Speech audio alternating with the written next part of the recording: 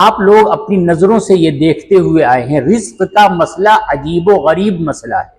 یہ تدبیر سے نہیں، محنت سے نہیں، بلکہ تقدیر الہی سے حاصل ہوتا ہے۔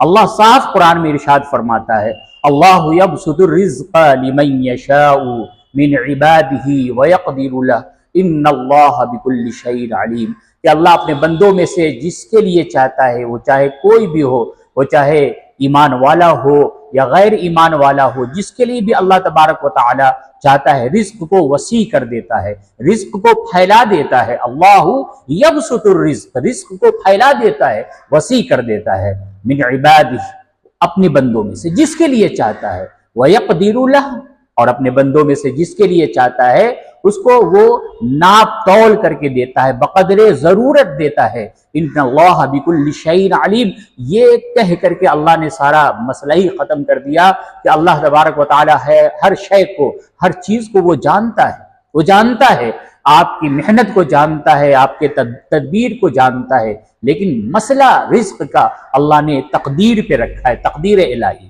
آپ کو شیخ عبد القادر جیلانی رحمۃ اللہ علیہ کا ایک واقعہ سناتا ہوں۔ انہوں نے اپنے مواعظ کے اندر یہ لکھا ہے کہ دیکھو، رزق تین طرح سے حاصل ہوتی ہے۔ اللہ نے ہر چیز میں جو بھی چیز دنیا میں بنایا ہے اس کو تین جگہوں پہ تقسیم کر دیا ہے۔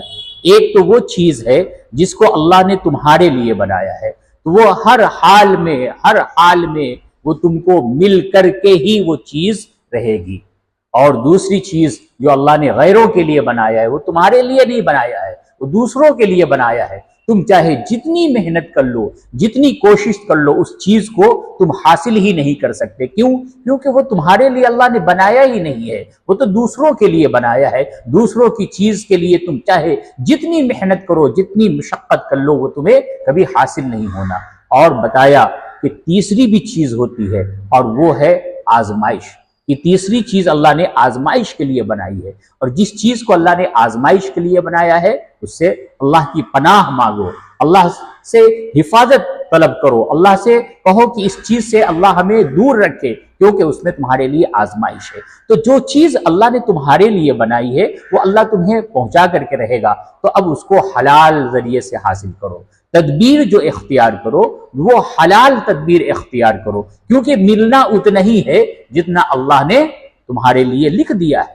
صاف قرآن میں ارشاد فرما دیا، اللہ یبسط الرزق لمن یشاء من عبادہ ویقدر لہ ان اللہ بکل شیء علیم۔